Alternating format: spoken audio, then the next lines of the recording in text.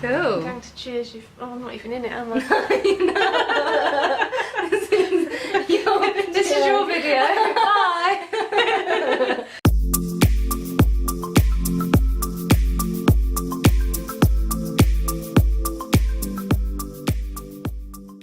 Well, cheers. Oh, cheers, Kat. Thank you. Welcome back to the Prosecco sessions. This is my lovely friend Lizzie. Her blog is Lizzie. Is it just Lizzie or Lizzie Blogs? It's just Lizzie, yeah. Lizzie. I'll link it down below. You've also got a YouTube channel of your own. I do, yeah. So I will link that as well. We thought we'd talk today about mindfulness and well-being, which I think isn't discussed enough, really. No, it's definitely getting more talked about, I think, with all the kind of press on mental health. But I don't think we all spend enough time being mindful. That's the trouble. I don't think we look after our minds as well as we should either. I know I certainly don't. No, it kind of comes second to our body, doesn't it? I think because we're all so conscious of how we look or how we feel in our bodies, we forget the impact of our minds sometimes. But actually it has so many benefits and can help the other way around. So if we focus on our mind, maybe we'll feel better about our bodies without having to do ridiculously expensive gym memberships that we never use. Obviously with physical health and stuff, that's like a visual thing that you can see, whereas your mental health, you can't necessarily see it. You can in the form of things like tears and stuff, or happiness, but even like that doesn't really tell you what's going on entirely in your head, so it's an interesting one. So no, I think you're right, because I think it's really easy to see the change in your body but not really easy to see the change in your mind. And I think especially if you don't kind of keep track of how you're feeling, like we all used to write diaries when we were teenagers. Oh my god, yes. But we don't really do that anymore. We don't really check in on ourselves unless we go back through our Twitter feed and thought, oh, I was angry that day. Perhaps better delete that one now. Look at passive aggressive. Wonder what happened on that day. You know, you don't really check in with yourself, do you? And I think that's kind of what we lack doing. And sometimes like giving ourselves almost like a self-audit is really good. So part of the reason I brought you on here is because to me, you are an expert in mindfulness and well-being. So I was wondering, I'm going to get proper comfy now, if you've got like any tips that you would give to somebody. This is like self-help for me, really. It's a therapy session. If you're like struggling with feeling good and well sort of in your...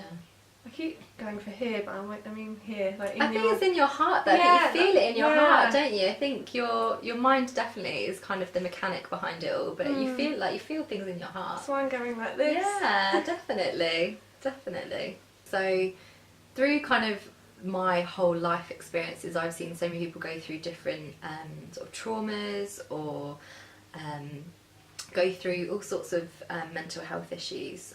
So it's like my mum suffered with depression since the age of 14. I've got other relatives who've got bipolar and other mental health issues. So I've been around mental health quite a lot for a long time. And when I was younger, it was kind of one of those things where you just didn't talk about it. But now you're allowed to, and it's good to talk about it. And actually, the more you talk about it, the better it is for everyone involved. But the thing is, it doesn't just have to be mental health. Like, we all have our grey days where we just have a really crap day and we just like, you know, we feel like the world's ending. It's not really, but we're just having a bad day. And it's one of those things where when you're in that cloud, you can't get yourself out of it very easily. And everyone's always like, oh, perk up. Yeah, pull your socks up and you'll be fine. And I hate things like that. I think a lot of it's to do with understanding where those feelings are coming from. So whenever I feel negative or grey, I always kind of write those things down. So it's like, what is my mind trying to tell me, basically? What is it that's really, has something happened to make me doubt myself? Because otherwise we can really escalate the situation. So all of a sudden one little thing can turn into a domino effect of, oh, I'm having a bad day, that's the second bad thing that's happened, and now it's like boom, boom, boom, boom, boom, the world's gonna be over. Everything is wrong. Everything's wrong, and it's like, what? And before you know it, you know, you're binge eating Maltesers watching a Netflix series. Oh my god, that was me last night. I'm not even kidding. I've been there.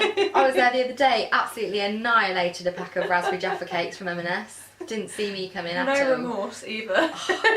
None. I was almost quite proud of myself. So I think it's one of those things where we are really quick to make it into a real catalyst, like one negative thing into a catalyst. So it's kind of, first of all, I would say definitely like assess where it's coming from so that you can identify specifically how it is or what it is that's making you feel like that. If it is a particular person, like if you've got a bit of a shitty friend, then like maybe it's like, oh, actually it was a message from a friend that's done this. Perhaps I need to actually start letting them go a little bit and think, oh, we're going on separate ways. Or whether it's to do with your self-confidence, like maybe that dress just didn't slip on as nicely as it did that day for some reason. Maybe it's just really hot. You don't know. But, you know, so that means your self-confidence is then affected for the whole day and you feel frumpy or whatever it is. So I always try and assess where it's come from, really, because then I can either find a YouTube video to cheer me up and give me a bit of a boost, or even just finding things that make you feel better. So I've got this little jar at home called the self-love jar. Oh, that's so cute! When I'm having a grey day, I basically pick something out of the self-love jar. And what's in there is just things that make me feel good. So it's like whether it's little positive anecdotes, things that you should be proud of yourself for. So for example, I did a course the other day and I got accredited for something, and that was like, oh my gosh, I've achieved something this week. So I wrote it down on my little self-love notes and put it in because I felt really good that week, and I thought I've got to remember that feeling of actually I've achieved something, and remember your achievements and celebrate them rather than always going, oh yeah, I did that. It's like we're so humble, which is wonderful, but then when you're going through a bad day, if you pick that thing out and you're like, oh my gosh, yeah, I did that, I'm actually awesome, it's fine. I'm kind of a big deal.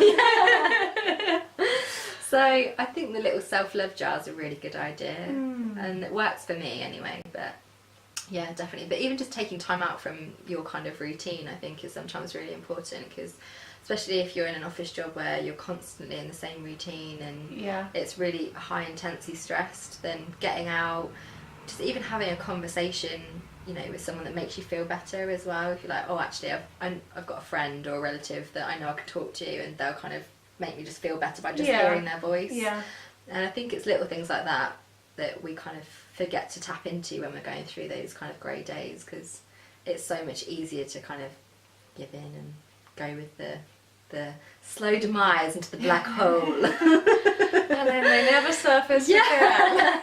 Exactly. I think maybe actually when you're having like a good day, you should write down all the things that you know make you feel good, so when you are in that sort of haze. I love that you call them grey days as well, because it's just a really good way to sort of describe it. Yeah. Then you can look at the list and be like, right, okay, this will make me feel happy. Because you can't always think of them when you're feeling like that. No, you can't.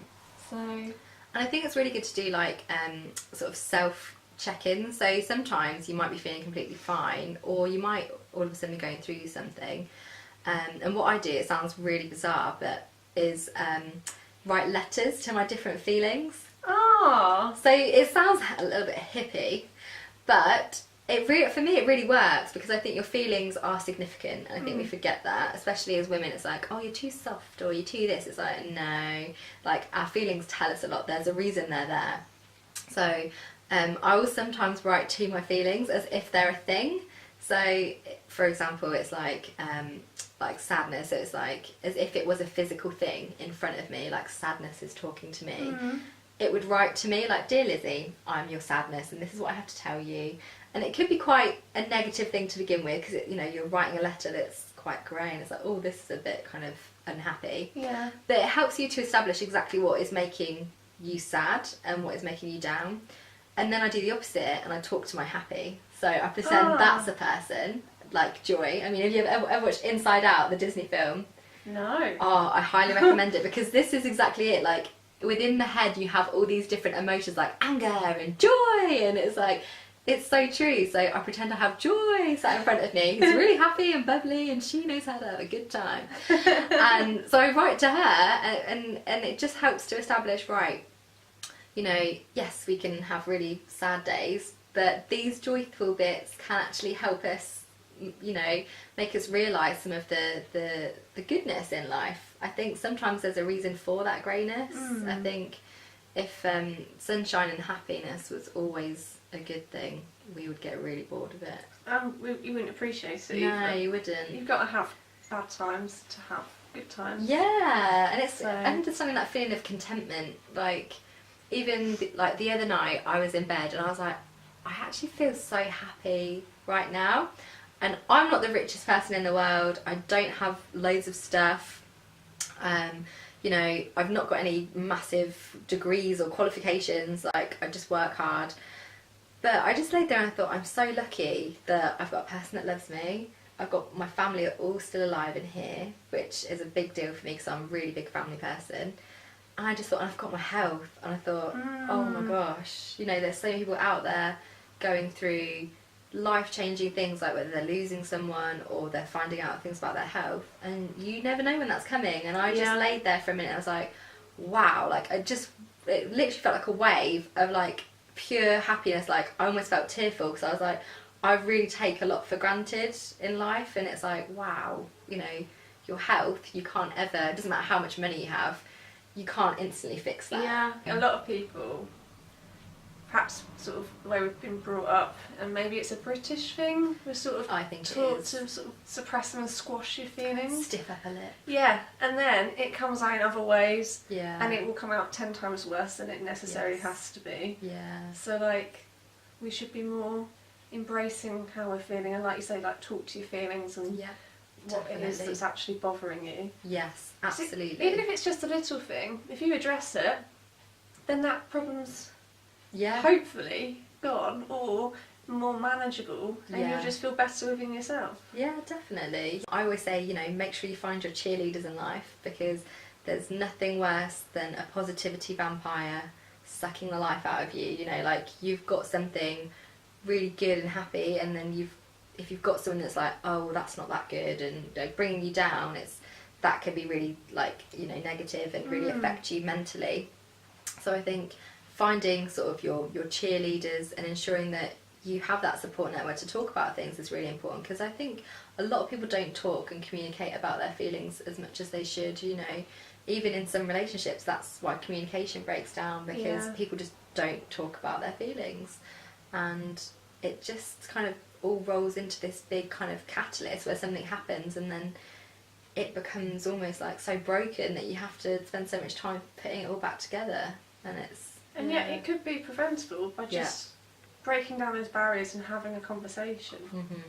This is what I think the problem is around mental health, mindfulness and sort of well-being, is we don't feel comfortable enough to have these conversations, but if we did, we'd feel so much better. So like, an example I have is from today. I was having a really shitty day, as you do, because that's life, and I went and spoke to our managers and said I'm having a bad time with my mental health. And a lot of people perhaps watching this will be thinking, oh my god, like why would you go and talk to your manager, like of all the people? Yeah. But they were so supportive, which I think again a lot of people found quite surprising. Yeah. But then now they understand my situation and how I'm feeling, they can accommodate that or be a bit more understanding, a bit empathetic. So if I am having a low day, like they understand. Yeah.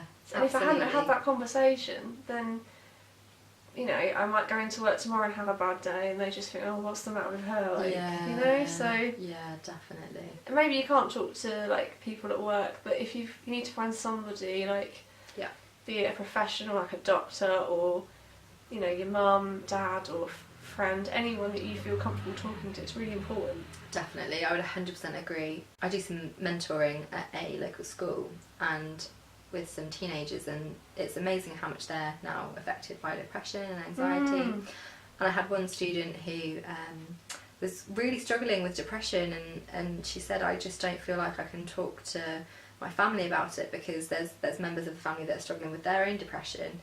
But the truth is, the more we talk about and support each other, you know, the better it is. Like, don't ever feel like you can't speak to someone, I think, because they've got their own issues.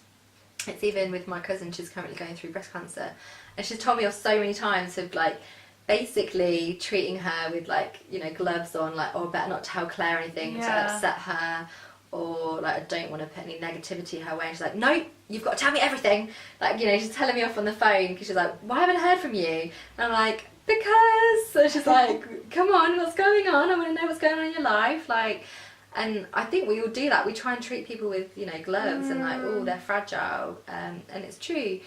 But they also want to be treated like human beings, and we all want to support each other deep down. So actually, you never know if someone else has been in the same situation or going through the same thing.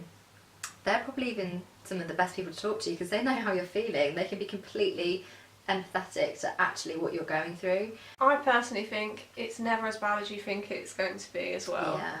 Like, I didn't want to go and talk to my managers. I sat in the room I work in thinking, oh my god, what am I doing? I thought, I can even sit in here and fester and make it feel so much worse in here, or I can go and talk to someone. And they were like really glad I did go talk to them, because it's horrible to feel the way you are on your own. You don't need to be alone. No, you don't. I think that's part of the problem as well. A lot of people feel alone. Yeah, definitely. We shouldn't go through life like that. We're human beings. We need each other. We're traditionally tribal animals, so it's like you need to find your tribe. Yeah, definitely. So it's about finding those people, and unfortunately some people won't understand, and that's where you have to be, you know, quite mindful of who you do speak to, because unfortunately some people are still very negative about sort of mental health and about mindfulness, and they just don't get it. Have you tried any apps or things like that for mindfulness? I have, yes. I love a good app. The trouble is, I'm such a pen and paper kind of girl, so I love apps, but I never stick with them. But if you are really into apps, there'd be a few I'd suggest. Headspace is a really good one. Love that one. For meditation. Amazing, because if you don't think you can do meditation, that app will literally like change your head. You're like, no, I can't meditate, I can't sit still. I can't sit there going, exactly. That's what I thought it was. That's what you think it is, isn't it? But genuinely, honestly, Headspace is amazing. And even, I think the other thing with meditation especially is people get really hooked up on thinking that they have to sit still and be deadly quiet. But there's so many other meditation techniques you can do. So you can do ones where you're watching a flame of a candle and just really focusing on the flame. Oh, okay. That's a really good way if you're not good at closing your eyes, and if, like me, if you kind of got what I call a monkey mind, where it just constantly swings from one thing to the other, and you need something to focus on, that's a really good one. Or even if, again, your head's very conversational, where it's just like blah, blah, blah, blah, blah all the time, focus on a sentence or a word to meditate on. So it's like, whether it's like, if you're doing it in the morning, I focus on like, right, for example, I'm going to be open. So I focus on that word, like be open, and I just keep repeating it in my head. And what I'll do is I'll say it out loud first and then turn it into a whisper, so that it goes inward. So you kind of start saying it out loud, and then you kind of go into your head. And it's a really good way of actually, coming back to yourself rather than... So there's a few little meditation techniques if you want to use those. How about you? Anything that you've found?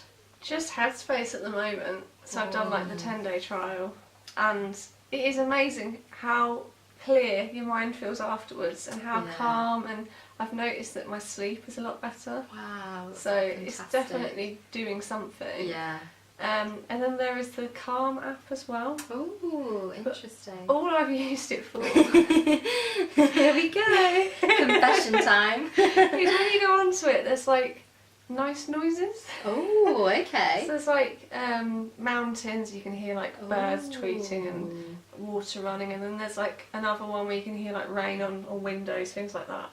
Just use that to help me go to sleep. Maybe that sounds amazing. It's really relaxing. Oh, I love my bedtime routine. Like, I love bed. I love going to bed. But I think it's the whole thing with, you know, the mental health and the mindfulness is like, if we can start that at a younger age and make people more conscious of the decisions they're making and what it means, and, you know, actually to live life, don't just build a life. It's kind of then we should really be encouraging it from such a young age. I've got a 4-year-old stepdaughter, and it's like I sit there and meditate in the morning, and it just makes them more aware of it. You know, the more you can make them aware of it from a younger age, the more they'll understand that. It is just part of the norm and part of everyday life then. Absolutely. And I guess as well, talking about how you're feeling and stuff, if you implement that from a young age, it's not going to be so alien if someone's having an off day to talk openly about it. Yeah, definitely. There's so many incredible books out there and apps and podcasts that you can, you know, educate yourself on. You don't need to spend money to become mindful. That's the beautiful thing. It's free. It's all free, and it makes you feel so good. It genuinely does. Like, I actually went to a meditation workshop about 2 weeks ago, so it was a whole day of meditating. Honestly, I felt so zen by the time I got out. I just felt like nothing could bother me. Like, whatever would happen afterwards, I just thought, it's not going to bother me. That's amazing. And it was so good. How would you sum up, like, well-being? What does it mean to you? Ooh, that is a really good question. What does it mean to me, well-being? I think it means feeling content with yourself, both physically and mentally. And I say content, not happy, because we get those things really mixed up sometimes. And I think happy is like that elated, you know, crazy feeling you get when, you know, you've won the lottery.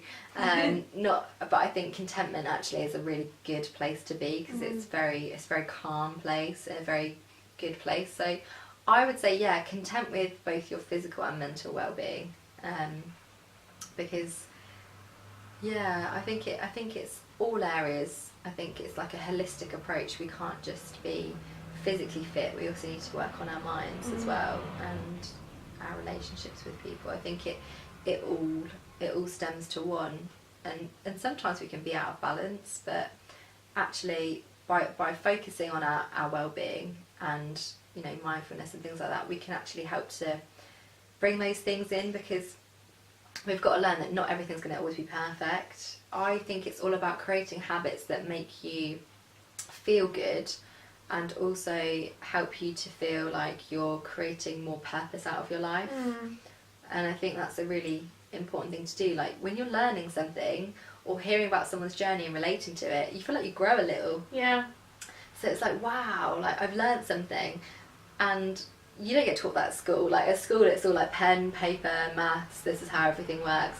But actually life is the biggest education you will ever have, and it's so enjoyable to actually learn in life. Like, I love learning from people, and I love listening to people's stories, because you always learn something, even sometimes about yourself, and that's even more kind of like, wow, I didn't think I'd feel that way, or I didn't think I'd react that way, and that makes you aware of like who you are as a person.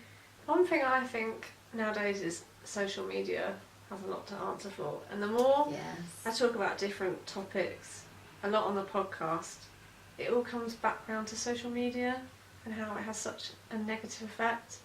And it does have positives.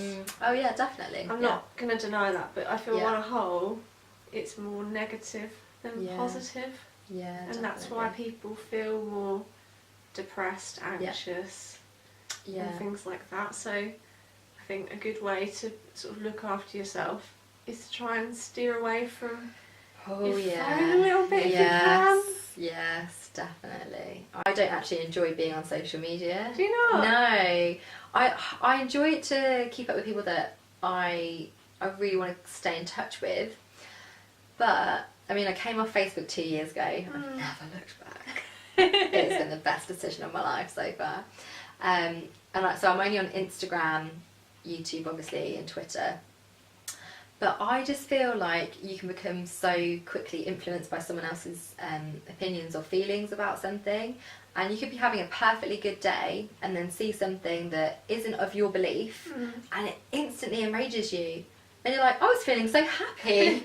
Like 10 minutes ago, I was like floating through fields with bunny rabbits. Like, I couldn't have been doing anything. Now I'm like, hellfire! What is this?